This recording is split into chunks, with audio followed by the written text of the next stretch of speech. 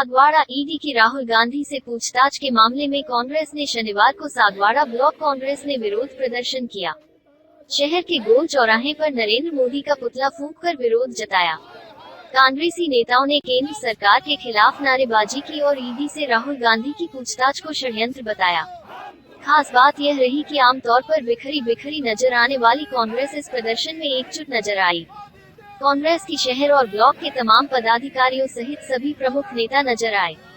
सागवाड़ा विधानसभा के पूर्व विधायक सुरेंद्र कुमार बामनिया के नेतृत्व में कांग्रेस कार्यकर्ता और पदाधिकारी पूर्व प्रतिपक्ष नेता कुलदीप गांधी के प्रतिष्ठान पर एकत्रित हुए।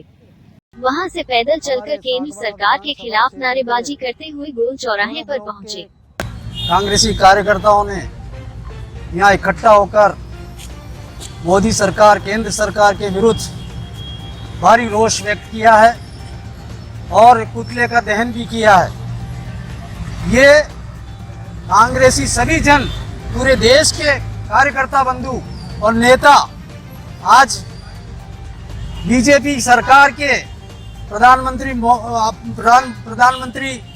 मोदी जी के दमनकारी नीतियों से त्रस्त हैं। आज हमारे पूर्व अध्यक्ष सम्माननीय राहुल जी, अध्यक्षा सम्माननीय सोनिया जी और सभी वरिष्ठ कांग्रेस के नेता इस देश में बहुत भारी समस्याओं को, बेरोजगारी, महंगाई और सांप्रदायिक ताकतों की बढ़ती बातों को लेकर और कई बातें सरकार के सामने रख रहे हैं, लेकिन उसको छिपाने के लिए, उनको लोगों से बदलाने की स्थिति में देखते हुए आज उन्होंने हमारे नेताओं पे, सम्माननीय राहुल जी के ऊपर और हमारे वरिष्ठ नेताओं के खिलाफ झूठे ईडी के मुकदमे बनाए जा रहे हैं। उनको बुलाया जा रहा है। कहीं हमारे आज मुख्यमंत्री जी के भाई के ऊपर भी आज ईडी सीबीआई का छापा पड़ा है। इस प्रकार से वो नैतिक रूप से हमको कमजोर करने का प्रयास कर रहे हैं। वो जो समस्या है उनसे लोगों का ध्यान बटाने का कोशिश कर रहे हैं और हम सब मिलकर, सारे देश के कांग्रेसी कार्यकर्ता, हम सब मिलकर इस भाजपा की, केंद्र सरकार की दमनकारी नीतियों के खिलाफ, महंगाई के खिलाफ, बेरोजगारी के खिलाफ, सांप्रदायिक जो ताकतें उभर रही हैं उनके खिलाफ हम कम करने की ताकत को करने के लिए हम सब संघर्ष करेंगे और हम सब राहुल जी के साथ, सोनिया जी के साथ, हमारे वरिष्ठ नेताओं के साथ हैं और हम सभी कार्यकर्ताओं से आह्वान करते हैं कि आने वाले समय में और मजबूती से संघर्ष करें और भाजपा की जो गलत नीतियां हैं उसको बेनकाब करके जनता के सामने पेश करें। इस बात की हमने एक संकल्प लिया है, इस संकल्प को आगे बढ़ाएंगे। इसी के साथ मैं अपनी बात को यहाँ समाप्त कर नेशनल हेराल्ड को लेके जो मामला चल रहा है देश में सुर्खियों में है और इस पर कांग्रेस पार्टी के हमारे वरिष्ठ नेता राहुल जी, आदरणीय सोनिया जी को ईडी के मार्फत जो समन मिला है उसकी जो प्रक्रिया है उसको लेके कांग्रेस पार्टी विरोध में है। इस देश में कानून का राज है। कांग्रेस पार्टी कानून को सर्वोपरि मानती है और विधि की सारी प्रक्रियाओं को, जो संवैधानिक संस्था है उनका सम्मान करती है और उसी सम्मान को रखने के लिए सम्मानीय राहुल जी ईडी कार्यालय पहुंचे हैं 3 दिन लगातार और उनसे करीब 30 घंटे की पूछताछ की गई है। ये कानून के प्रति कांग्रेस पार्टी का और कांग्रेस के नेताओं का सम्मान है, जबकि देश के प्रधानमंत्री नरेंद्र मोदी जी और गृह मंत्री अमित शाह जी कानून को अपनी पैर की जूती समझ रहे हैं। एक प्रक्रिया लो है, इस देश की अपने आप एक प्रक्रिया है। नेशनल हेराल्ड के मामले में आज तक कोई एफआईआर दर्ज नहीं की गई है। 2015 के समय व्यक्तिगत रूप से सुब्रमण्यम स्वामी ने जब इसकी शिकायत की थी तो उच्च न्यायालय में इस मामले को पेंडिंग कर दिया गया।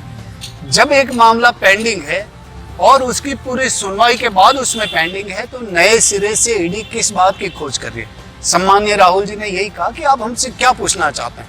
ईडी के पास ऐसी कौन सी बातें हैं जो उनके पास जानकारी नहीं है? सारी जानकारी है और अगर इतनी बड़ी संस्था के पास छोटी मोटी जानकारियां नहीं है तो फिर उस संस्था का रहने का क्या मतलब है? इस देश की इन संवैधानिक संस्थाओं में बैठे लोग क्या कर रहे हैं? और इस बात को लेके कि आज जो महंगाई है, जो बेरोजगारी है, जो सांप्रदायिक सद्भाव बिगड़ रहा है देश में, और उस बात को लेकर अरब कंट्रीज ने जो दबाव बनाया है सरकार पर, उसको लेकर पूरे देश में मोदी सरकार की फजीयत हो रही है।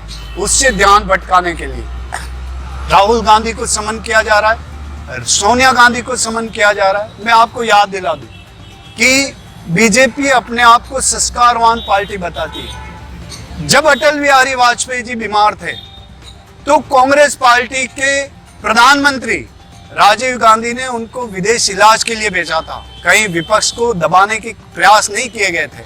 और आज सोनिया गांधी बीमार है, गंभीर रूप से बीमार है, कोरोना की वजह से अस्पताल में भर्ती है, और केंद्र सरकार उनको समन कर रही है।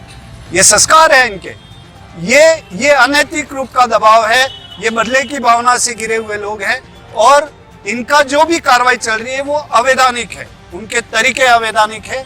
और उस बात को लेकर कांग्रेस पार्टी पूरे देश में आज ब्लॉक स्तर तक इसका धरना कर रही है। हम हर गांव बूथ तक जाएंगे और इसके विरुद्ध में आवाज उठाएंगे, और इस सरकार को मजबूर कर देंगे कि वो इन सारी कार्रवाइयों में, इन झूठी कार्रवाइयों को बंद करे। और कांग्रेस के नेताओं को, जितने भी लोग बीजेपी में चले गए हैं, मैं आपको एक बात बता दूं कि 2014 में जब मोदी जी की सरकार बनी तो ईडी के पास मात्र 150 करीब 150 के आसपास मामले दर्ज थे। ईडी की स्थापना के बाद 2014 तक, और 2014 से आज ईडी के पास 5150 के आसपास मामले दर्ज हैं।